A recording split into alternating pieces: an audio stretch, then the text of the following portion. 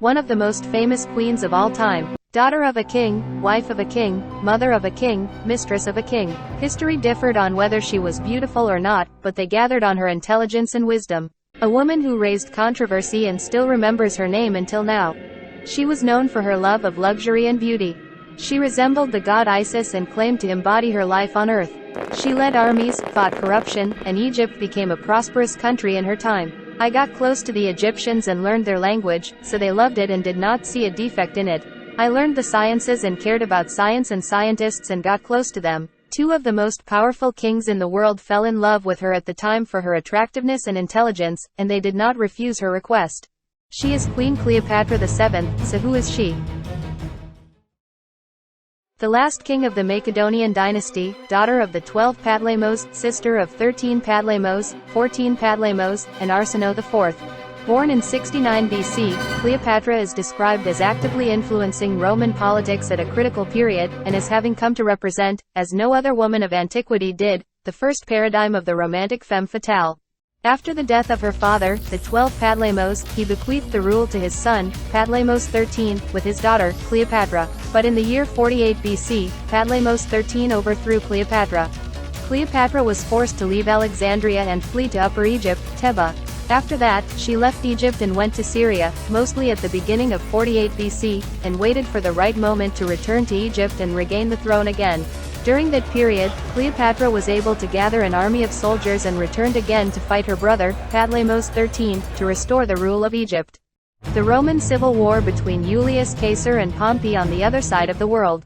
On the other side of the world, there was a war raging between Julius Caesar and Pompeius. Pompeius resorted to Padlemos XIII to ask for military aid, but Padlemos XIII and his assistants agreed to kill him so that Egypt would not enter into a war with Caesar. When Julius Caesar arrived in Egypt, King Padlemos XIII sent him Pompeius' head and his ring in order to convince him that the matter had ended and there was no need for war, but Caesar ordered the military to disembark. Julius Caesar's first lover.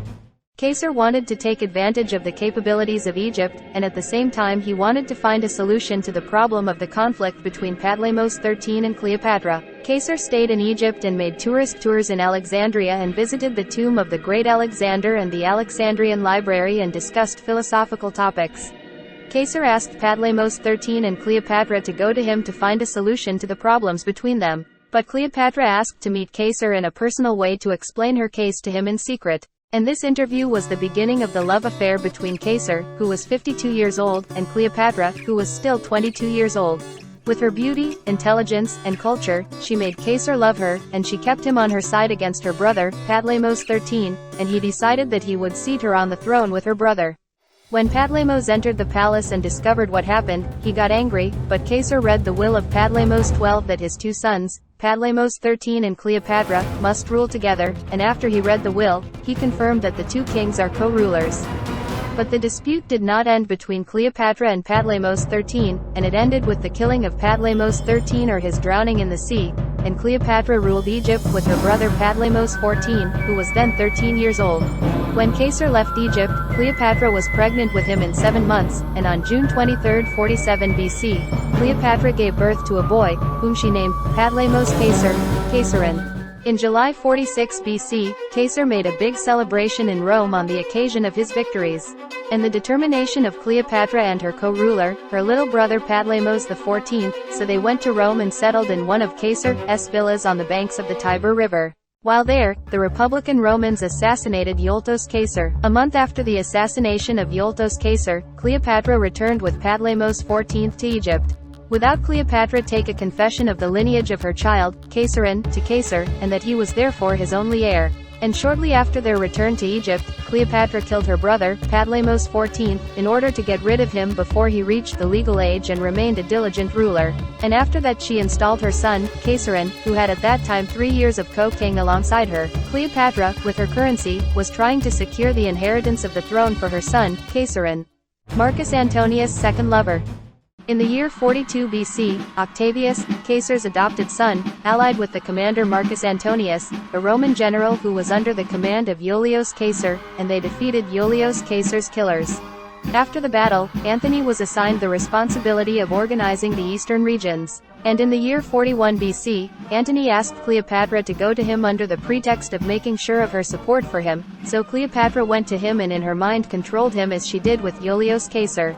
Cleopatra, who was then 28 years old, was able to charm General Marcus, who was 42 years old. After the interview, Cleopatra returned to Egypt, and Marcus Antonius joined her, and he spent the winter of 41 BC in her hospitality in Egypt. And in the year 40, Cleopatra left him with twins, Alexander and Cleopatra. 4 years later, she left a son named Patlemos. Through Caesaron, the son of Caesar, Alexander, Cleopatra, and Patlemos, the children of Antony, Cleopatra tried to achieve her political ambitions in preserving and consolidating the Ptolemaic throne and expanding the borders of his kingdom through her relationship with Marcus Antonius and Caesar before him.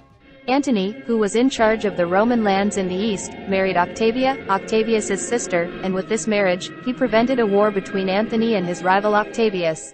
Cleopatra went to Antony in Antioch and spent the winter of 36–37 BC with him. During this period, Antony admitted his paternity to the twin children Alexander and Cleopatra, who had 4 years left. In favor of Cleopatra and the Ptolemaic state, reduced the number of Roman provinces in the east from 5 to 3 and gave Cleopatra regions in Lebanon, Judea, Nabatea, Crete and the city of Cornish.